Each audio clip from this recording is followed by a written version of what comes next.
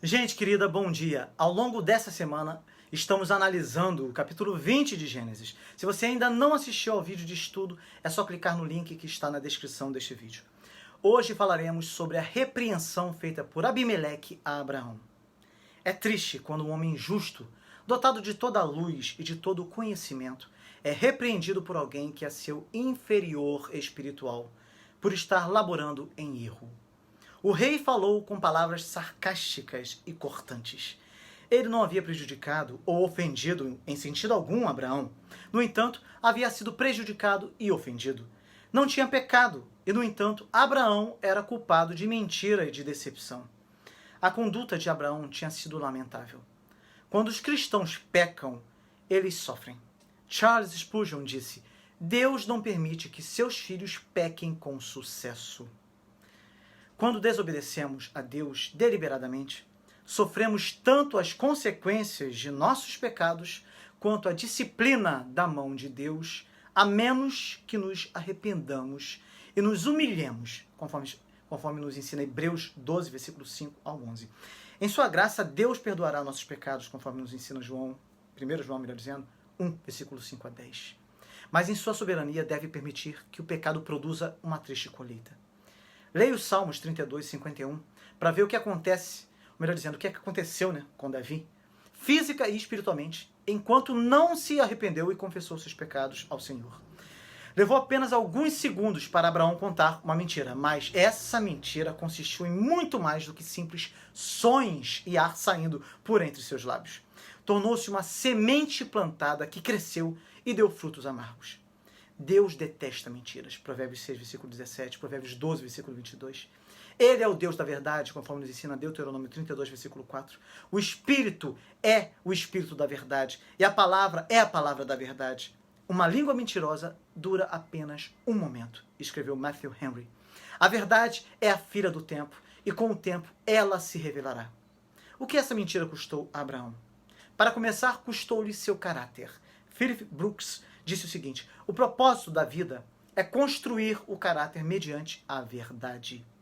Deus não está apenas salvando almas e levando as pessoas para o céu. Por meio de testes e provações da vida, Ele torna as pessoas, através de toda essa história que você também tem, que eu tenho, pessoas melhores, pessoas salvas, mas semelhantes a Cristo. E assim glorifica o seu próprio nome. É assim que Deus faz. Abraão parou de se perguntar o que é certo e começou a perguntar o que é seguro. Isso levou à sua queda. Uma vez que o sal perde o sabor, como é que você vai fazer voltar a ser o que era? Ele não pode voltar a ser o que era. Além disso, ele perdeu seu testemunho também, Abraão. Como Abraão poderia falar a seus vizinhos, por exemplo, seus vizinhos pagãos, da verdade de Deus, quando ele próprio havia contado uma mentira?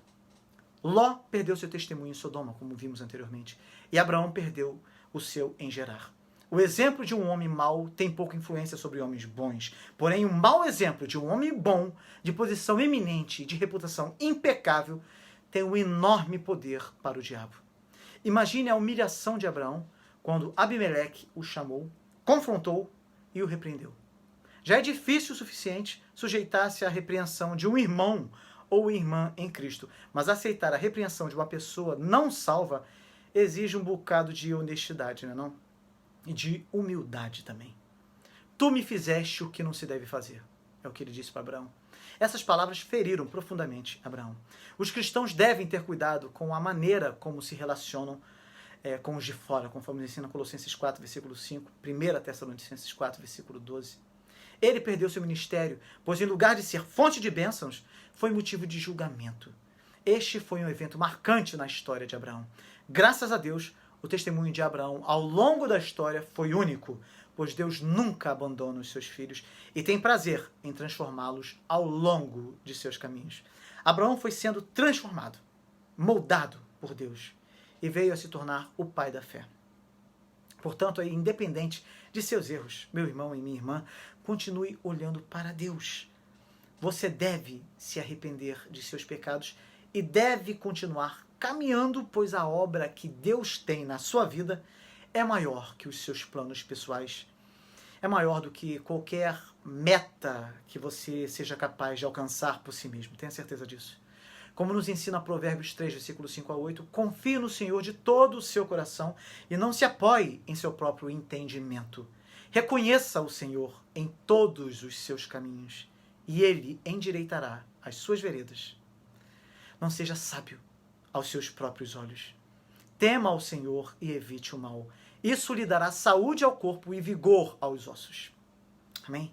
Hoje, às 20 horas, estaremos juntos em nossa corrente de oração e intercessão em nosso canal aqui no YouTube.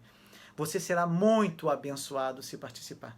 Deus tem feito muitas maravilhas em nosso meio e você precisa fazer parte disso. Amém? Até amanhã.